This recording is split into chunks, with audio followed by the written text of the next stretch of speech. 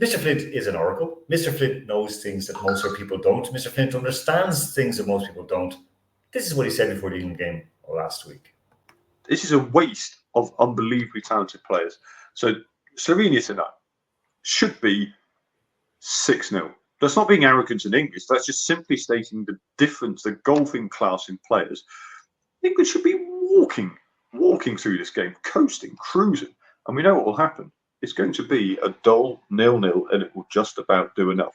That is not good enough. Not good enough, Andrew Flint. Listen, people complaining about it, and everybody around the world laughing and thinking, hold on, England, what the hell do you want? These are true top of the group. These are in the easier side of the draw. We've seen them get knocked out. Denmark were beaten by Germany, and kind of unfortunately beaten as well, but they were beaten by Germany, fair is fair. England are in a much better position than they were last week, and they're playing Slovakia, seeming. Where's the beef? I mean, Gareth Southgate 6 years ago was hailed as the saviour. There were songs sung about him, literally. The mood, the positivity around the England team was the most positive it has ever been in my lifetime, at least, that I remember anyway. I mean, you honestly thought the man couldn't do any wrong. He tied the team together. They got to the advanced stages of the World Cup, and now beer cups are being thrown at him. He's been slagged off. I mean, he's brought a lot of this on himself. When you have any squad of players, but especially as talented a squad as England have, like I said last time, you've got to use them. You've got to know the very basics of, look, England are a side that will be facing, by the nature of their reputation and their players, they'll face a lot of sides. They'll be very, very well organised. They will sit back and you've got to break them down. So what does he do? Absolutely nothing. He doesn't use the two best wingers, I think, that he actually has. Bukayo Saka is burnt out. He's overplayed. He's very, very good player, obviously. But I think he just looks out of ideas. And he's got Cole Palmer, who was either the top scorer, second top goal scorer in the Premier League last season.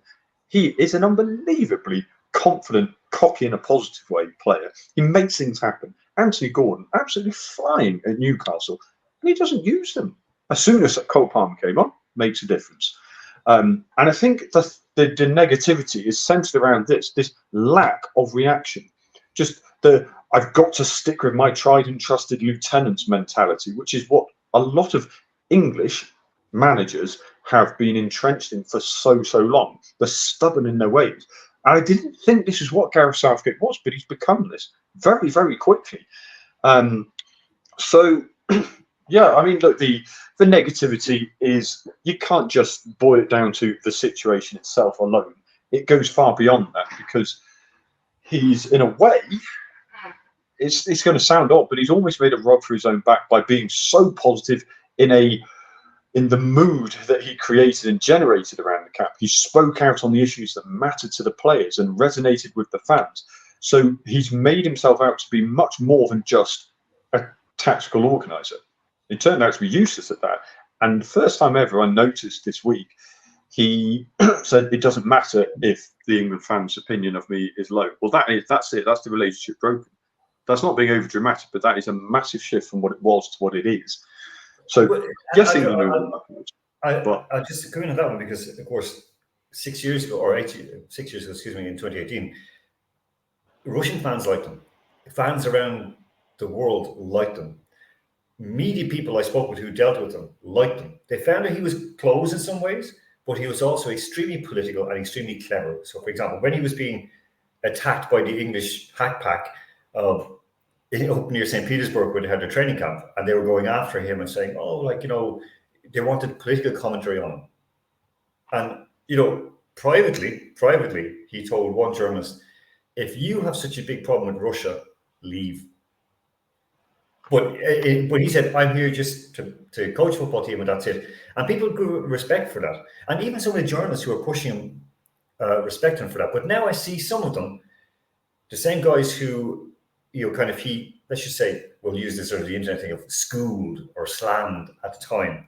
They're now turning around and going after him, and they're really going after him.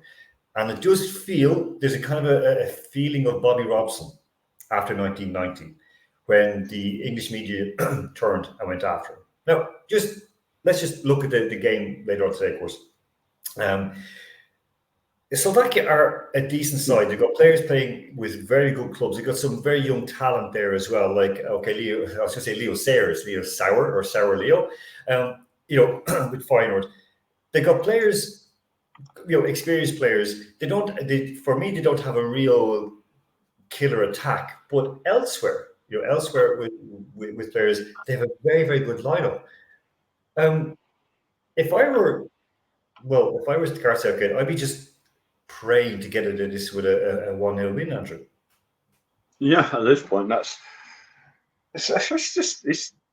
it's demeaning for anybody. And this, again, I'm always worried when I say things like this that it comes across as a typically arrogant Englishman expects to win everything. Well, no, I'm sorry, I don't accept that. You should always, if you go into any sporting contest, believe you've got a chance of winning. Otherwise, don't start the contest whatsoever. Slovakia should be going into it with their own positive mentality. They shouldn't go into it thinking, oh, we're beating, we're playing England. They should think, we've got a chance. Well, England should be thinking, we've got a chance in our home way. We've got the options there are just screaming out. I mean, I could easily name a starting lineup that would be very, very confident. And I think I'm not alone. Would be more effective at dealing with a very motivated opposition. It's not going to be straightforward. Like I said, a lot of teams, England have a target on their back and they know how to set up, they know how to frustrate them. So you've got to react to that. You've got to be ready to react within a game. And I'm not entirely sure he's got the confidence to do that anymore. It's safety first. I don't expect him to make many, if any, changes to the starting line. He's even made words to those effect during the week. I mean, I should be going into this. We're in the knockout stages of a tournament. We've got a very comfortable, favourable draw, like you mentioned. I mean, Italy being knocked out last night was effectively the last really big name on this side of the draw until the final. This should be England fans thinking, right, come on, we got a chance. We got to the final last time, lost, but let's go one better. Getting through is, the fun, the excitement, the drama has been sucked out of this. It's a survival game tonight. That's okay. Hand on heart, you got it right last time. Score. I'm going to say 0-0 again. I'm not entirely I was more confident about 0-0 against Slovenia, but I honestly think it will be, we'll contain them, we'll control the game, and it will go to extra time. And I'm not sure.